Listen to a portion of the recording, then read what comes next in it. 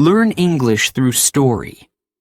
Before you hear her name, before you know the history, imagine this. A city with rules you cannot question.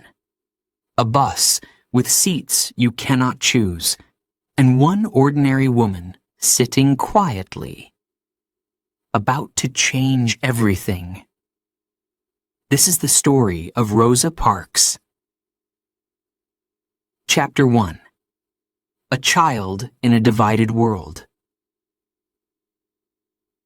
Rosa Louise Macaulay was born on February 4th, 1913.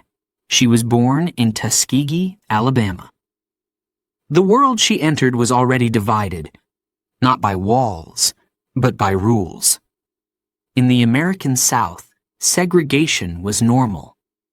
Black people and white people lived in the same towns, but they did not live the same lives. They did not use the same schools. They did not sit in the same places. They did not have the same rights. Rosa learned this early. When she was young, Rosa lived with her mother and grandparents. Her father left when she was still a child. Her home was small, but strong. Her grandparents had lived through slavery. They knew fear, but they also knew dignity. They taught Rosa something important. Never feel small, never feel less, even if the world tells you that you are. Rosa walked to school every day. White children passed her on buses. They laughed. They stared. Sometimes they shouted words she did not understand yet, but she felt their meaning. At school, Rosa worked hard. She liked learning. She liked reading. Education gave her quiet confidence. It gave her a voice inside her mind. But life was not safe. At night, Rosa's grandfather sat with a gun near the door. The Ku Klux Klan marched through towns. They burned homes. They spread fear. Rosa saw their white clothes. She heard their voices in the dark. She was afraid, but she was not broken. Segregation was not only fear. It was humiliation.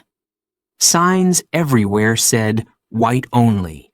Water fountains, bathrooms, waiting rooms. Rosa learned the rules, but she never accepted them in her heart. As a teenager, Rosa attended the Montgomery Industrial School for Girls. It was run by white teachers from the North. They treated black students with respect. This was rare, and it mattered. For the first time, Rosa saw a different way. A way where respect was normal. A way where rules could be questioned. But her education did not last. Rosa had to leave school to care for her sick grandmother. Later, she worked to support her family. Her dreams were paused, not destroyed, just waiting. She worked as a cleaner. She worked as a seamstress. She worked quietly. She observed everything. Rosa noticed how unfairness worked. It was not always loud. It was slow, daily, constant. A clerk spoke politely, but refused service. A driver smiled, but enforced cruel rules. Power did not always shout. Sometimes it whispered. Rosa learned patience. But patience does not mean agreement. It means preparation. In her 20s, Rosa met Raymond Parks. He was calm, thoughtful, serious about justice. They married in 1932. Raymond encouraged Rosa to return to school.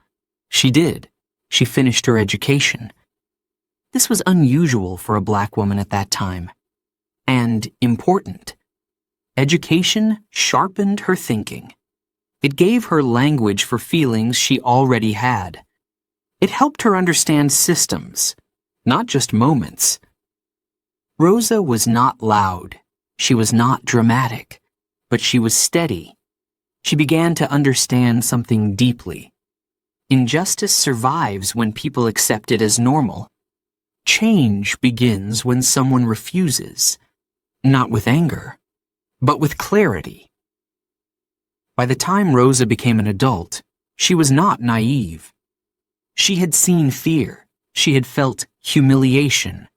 She had lost opportunities. She had waited. Her childhood was not a story of comfort. It was a training ground, a training in silence, in patience, in self-respect. One day, that training would matter. One ordinary day, on an ordinary bus, but that day had not come yet. For now, Rosa Parks was simply a woman who knew who she was and who refused, quietly, to believe she was less. The world around her was divided, but inside her, something was already whole. Chapter 2. Learning to Stand Without Shouting. Rosa Parks did not wake up one day ready to challenge the world. She became ready over time, slowly, quietly. As a young woman, Rosa lived in Montgomery, Alabama. The city looked calm on the surface, but beneath that calm was tension. Rules controlled every movement of black citizens. Where to sit, where to walk, when to speak. Rosa worked hard. She took different jobs to support herself and her family. She cleaned homes. She sewed clothes. She stood on her feet for long hours. Work was not only survival, it was observation. She watched how power worked.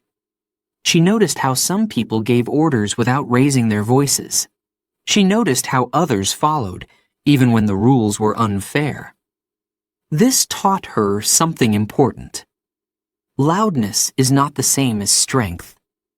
In her marriage with Raymond Parks, Rosa found encouragement. Raymond was active in civil rights work. He spoke carefully. He acted with purpose. He believed that injustice should be challenged, but wisely. Together, they discussed the world around them. They talked about arrests. They talked about false accusations. They talked about fear. But they also talked about responsibility. Rosa listened more than she spoke. She did not rush to action. She wanted to understand the system first. In the early 1940s, Rosa joined the NAACP in Montgomery. This organization worked to protect the rights of Black Americans. She became the secretary of the local chapter. This was not a public role. It was demanding, and often painful. People came to her with stories of beatings, stories of unfair arrests, stories of lives destroyed by lies. Rosa wrote everything down. Names, dates, details. This work changed her. She saw patterns, the same injustices again and again. Different people, same outcomes. Rosa learned that injustice was not random. It was organized, protected by law, hidden behind politeness. She also learned something else. Anger alone was not enough. It could burn fast and disappear just as fast. What lasted was discipline, preparation, control. Rosa took part in training sessions. She learned about nonviolent resistance. She learned how to stay calm under pressure, how not to react when insulted, how to protect dignity when power tried to take it away. This was not weakness. It was strategy. Many people misunderstand calm people. They think calm means passive. Rosa knew better. Calm can be a shield. Silence can be a form of refusal. In 1943, Rosa had her first serious conflict on a bus. The driver ordered her to move and then leave the bus. She followed the order, but she remembered the humiliation. The same driver would appear again years later. Rosa did not forget faces. She did not forget moments, but she did not act on emotion. She stored experiences carefully, like lessons. Outside of activism, Rosa lived a modest life. Money was tight. Stress was constant. Threats were real. Civil rights work was dangerous. People lost jobs. Homes were attacked. Lives were taken. Rosa understood the risk. That is why she never acted carelessly. She believed that timing mattered, that action without preparation could fail, and failure could harm others. By her early 40s, Rosa was known in the community, not as a speaker, not as a leader in front of crowds, but as someone reliable, someone who did not exaggerate, someone who did not panic, someone who did not lie. This reputation mattered. Change does not begin with noise. It begins with trust. Rosa Parks was building that trust every day, through consistency, through integrity, through restraint. She did not shout in the streets. She did not seek attention. But inside her, something was firm. She knew the rules. She knew the law. She knew their cruelty. And she knew herself. She was not waiting for courage. She already had it. She was waiting for the moment when courage would be useful.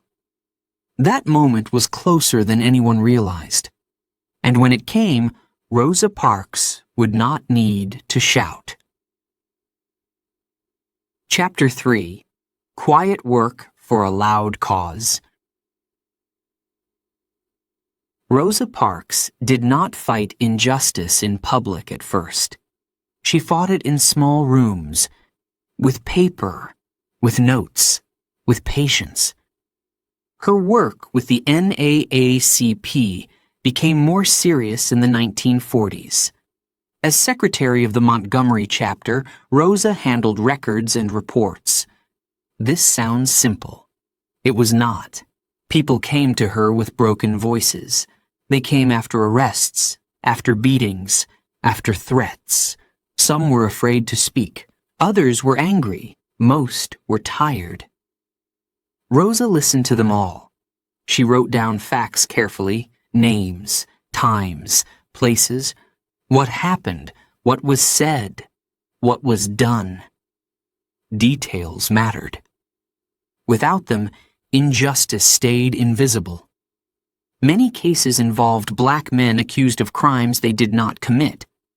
Some involved black women attacked by white men.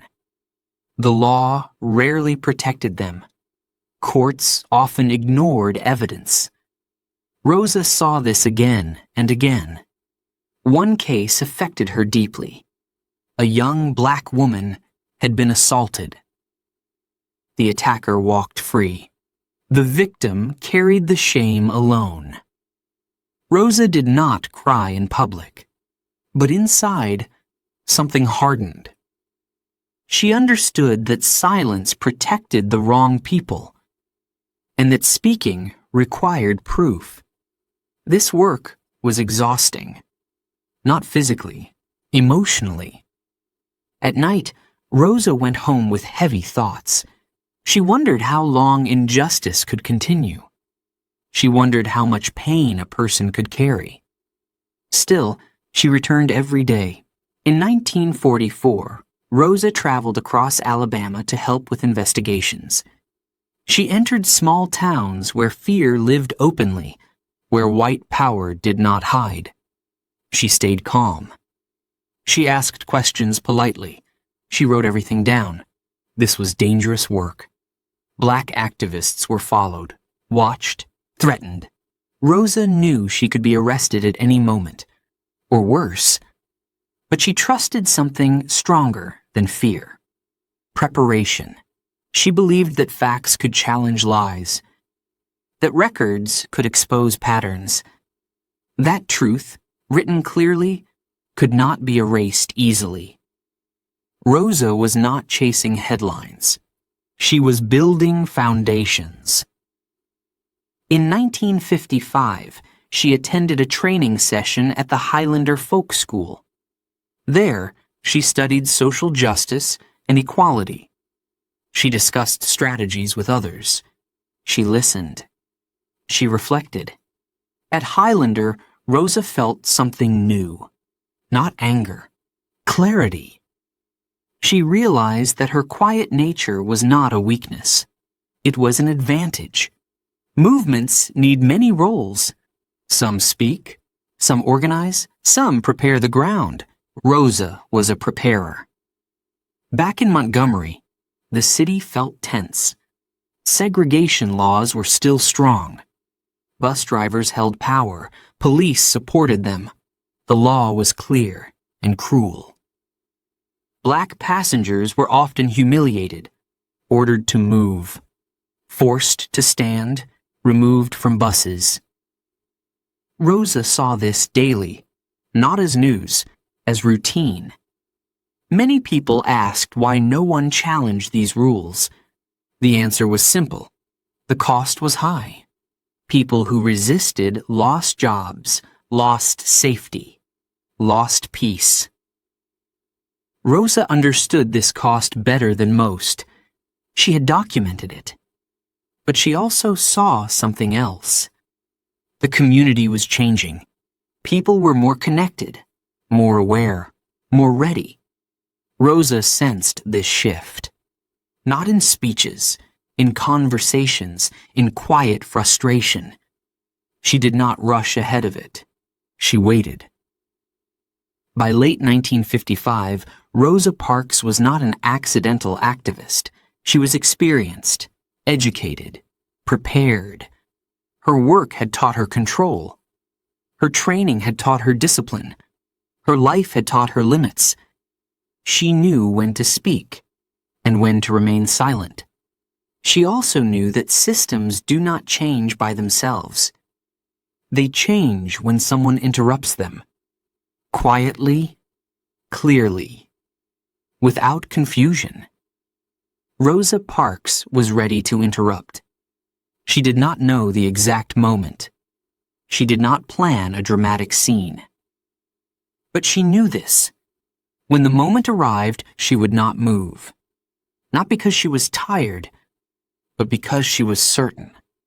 And certainty, once reached, does not ask for permission. Chapter 4. The Bus Ride That Changed America. December 1st, 1955. The day began like many others. Rosa Parks woke up early. She prepared for work. Nothing felt unusual. She worked as a seamstress at a department store in Montgomery. The day was long. Her feet hurt. Her hands were tired, but her mind was clear. In the evening, Rosa boarded a city bus. She paid her fare at the front. Then she walked toward the middle. This was the section for black passengers. The bus filled quickly. More people climbed aboard. Soon, every seat was taken. A white man stood near the front. The bus driver looked back. He noticed the standing passenger. The rules were clear. When white passengers needed seats, black passengers had to give them up. The driver stopped the bus. He turned toward Rosa and 3 other black riders. He told them to stand. 3 people obeyed. Rosa did not. She stayed seated. She did not shout. She did not argue. She looked straight ahead. The driver repeated the order. Rosa said quietly that she would not move. He threatened to call the police. Rosa answered calmly, "You may do that." The bus was silent. Passengers watched. Some were shocked. Some were afraid. Some were angry. The police arrived. They asked Rosa why she refused. She answered simply. She was tired of being treated unfairly. They arrested her. Rosa did not resist. She stood. She walked off the bus. At the police station, she was fingerprinted. She was photographed. She was placed in a cell. She felt fear, but she also felt steady. She called her husband, Raymond. She called friends. Word spread quickly. That night, Rosa was released on bail. But the story did not end there. The black community of Montgomery reacted immediately. Leaders met. Churches filled. Flyers were printed. The message was clear. Do not ride the buses. The Montgomery bus boycott began. The next morning, buses ran almost empty. Black workers walked miles to their jobs. They shared rides. They organized carpools. Days passed, then weeks, then months. The city tried to break the boycott. People were threatened. Drivers were fined. Some were arrested. But the boycott held. A young pastor named Martin Luther King Jr. became a leader. He spoke about peace. He spoke about justice. He spoke about dignity. Rosa Parks did not seek the spotlight. She did not give fiery speeches. She stayed quiet. But her action echoed everywhere. The city took Rosa to court. She was found guilty of breaking the segregation law. She was fined. But something larger was happening. Lawyers challenged the bus laws in federal court. They argued that segregation was unconstitutional. The case moved slowly. Meanwhile, the boycott continued. Rosa and Raymond suffered. They lost jobs. They received threats. They felt pressure from all sides. Still, Rosa did not regret her decision.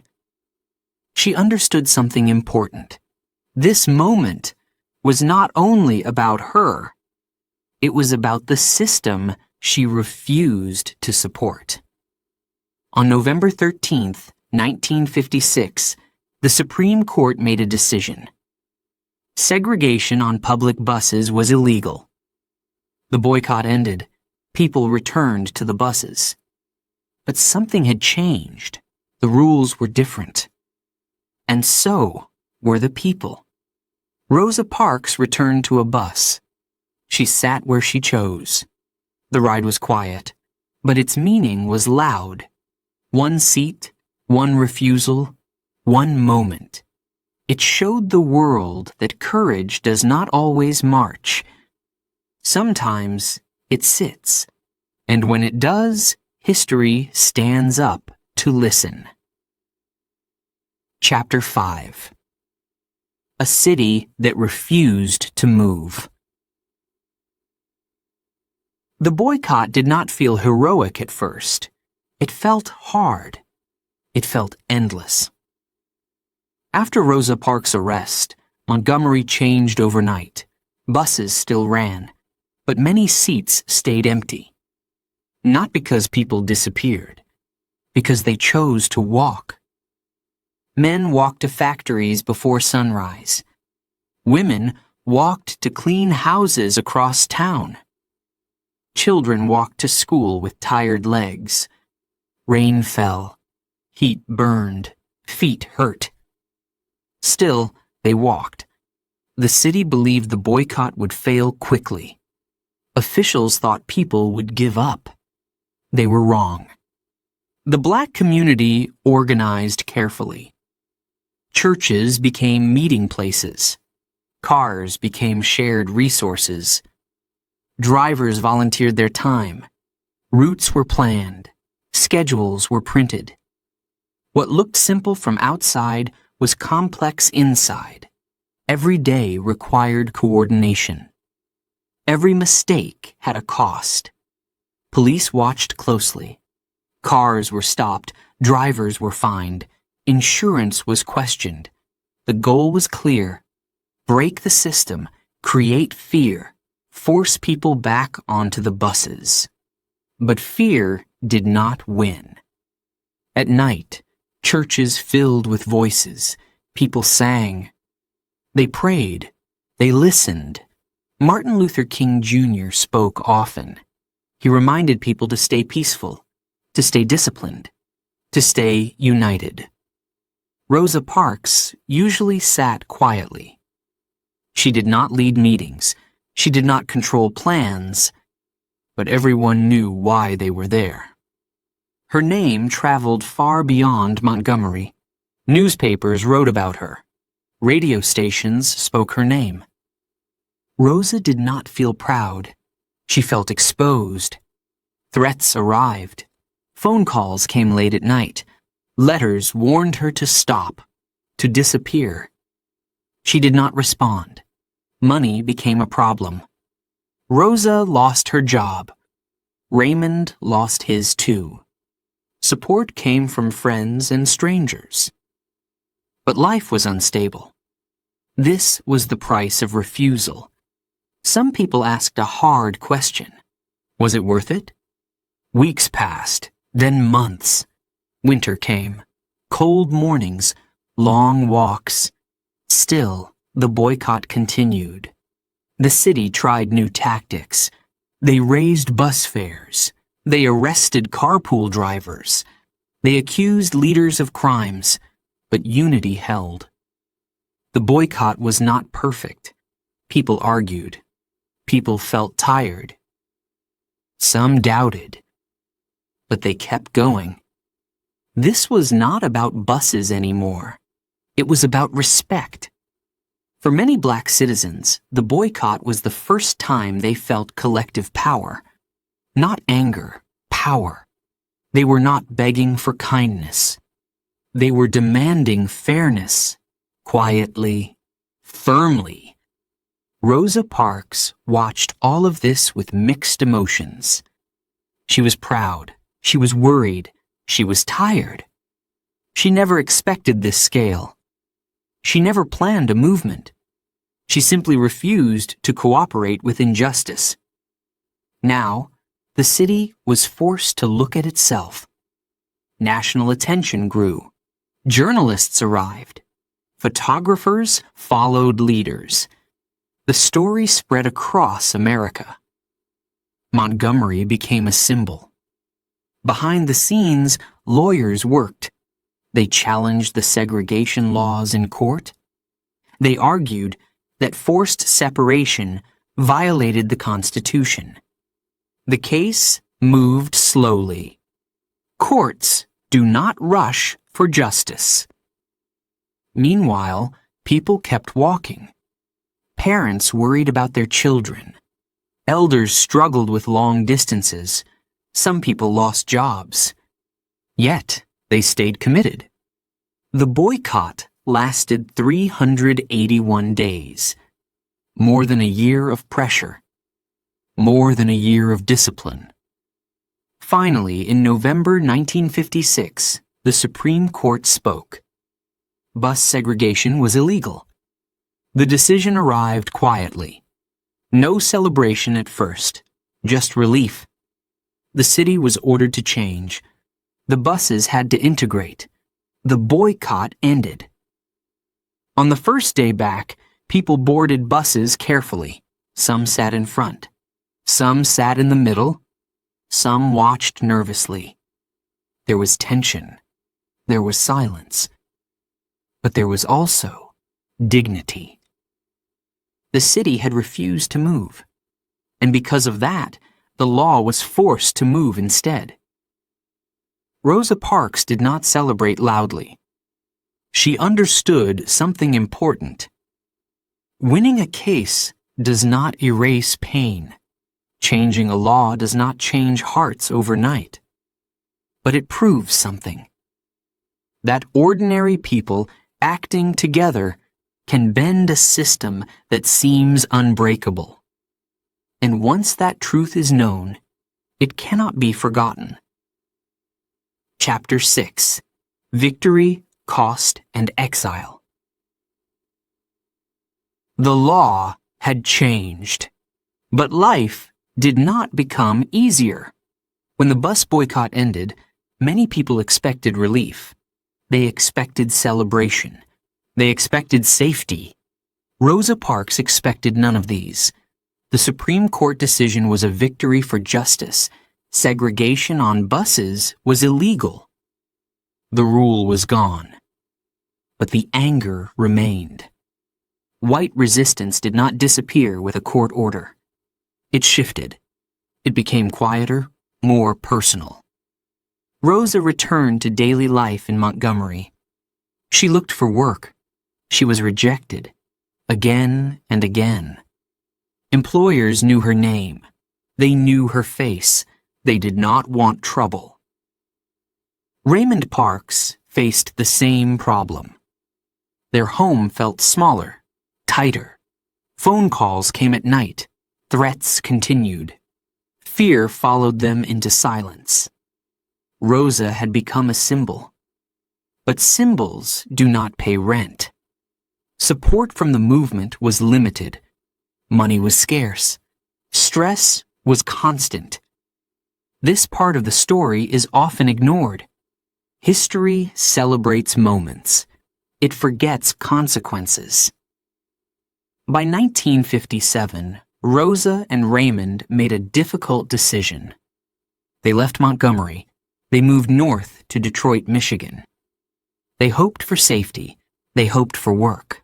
They hoped for peace.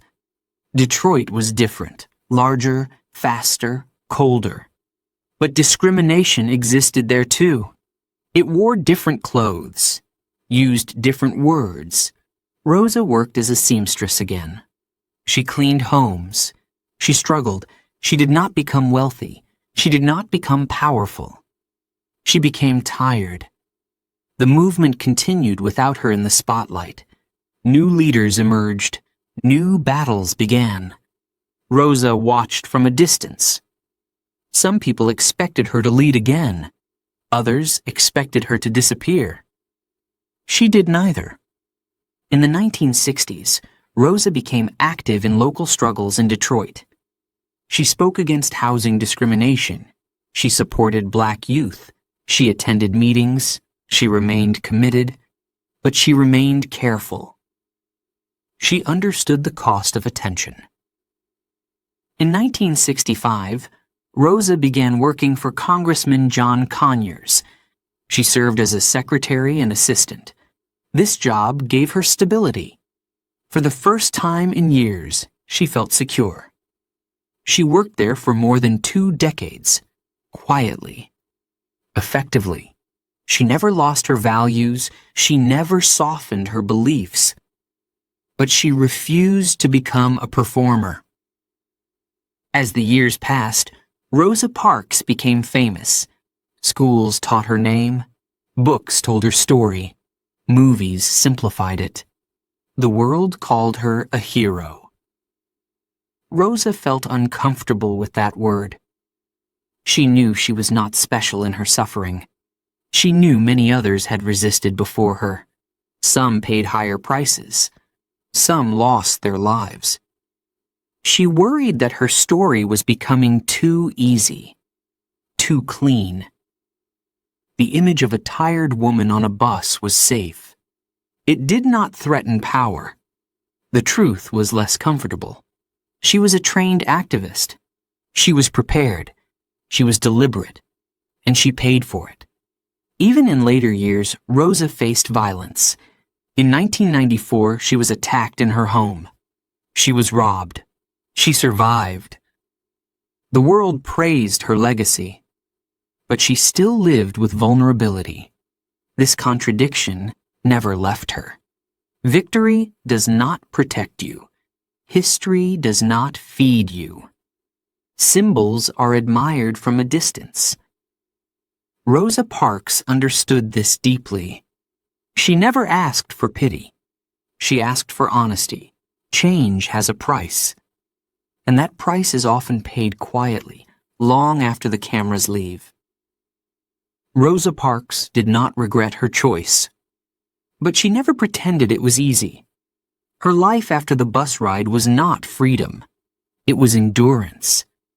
And endurance is a form of courage the world rarely applauds. Chapter 7. A Legacy That Still Speaks. Rosa Parks lived long enough to see the world change. But she never believed the work was finished. As she grew older, her name became part of history. Children learned it in school. Leaders mentioned it in speeches. Her face appeared in books and museums. She accepted the attention quietly. Fame was not her goal. It never had been. Rosa believed that history should teach, not entertain. She worried when her story became too simple, too comfortable. People often said she was just tired from work, tired from standing. Rosa corrected them gently. She was tired of injustice, tired of humiliation, tired of being expected to accept less. This difference mattered. In her later years, Rosa spoke to students. She answered questions slowly, carefully. She reminded young people that change requires effort, that rights are not permanent, that progress can move backward. She did not preach. She explained. Rosa supported many causes quietly: education, housing, fair treatment. She believed that dignity was not something given. It was something protected. In 1996, Rosa received the Presidential Medal of Freedom, the highest civilian honor in the United States. She accepted it with humility. 3 years later, she received the Congressional Gold Medal, another symbol of recognition. Awards came late. After decades of struggle, Rosa accepted them, but she never confused honor with justice. She lived modestly. She avoided luxury. She avoided unnecessary attention. Her strength remained quiet. On October 24, 2005, Rosa Parks died. She was 92 years old. The nation responded immediately. Her body was placed in the United States Capitol. This honor was rare. It was the first time a woman received it. People waited in long lines. They stood silently. They paid respect. Leaders spoke. Flags lowered. But Rosa Parks was not defined by ceremonies. She was defined by one decision, and by everything that came after it. Her refusal did not end racism. It did not fix injustice, but it proved something essential: that systems depend on cooperation, and cooperation can be withdrawn, quietly, firmly. Rosa never believed she changed the world alone. She believed she opened a door. Others walked through it. Her legacy is not a seat on a bus. It is a question. What will you accept, and what will you refuse? Rosa Parks did not shout. She did not fight physically. She did not seek conflict. She chose dignity. This choice still matters, because injustice rarely announces itself. It arrives as routine, as policy, as habit. Rosa Parks teaches us that resistance does not always look dramatic. Sometimes it looks ordinary: a woman sitting, a rule questioned, a moment interrupted. Her story is not about the past only. It is about responsibility. Each generation faces its own version of unfairness. Different forms, different names, but the choice remains the same: to move along or to stay seated. Rosa Parks stayed seated, not because she was weak, but because she was clear. And clarity once reached does not fade with time. Her voice is still heard, not in noise, but in conscience. And that is why her legacy still speaks.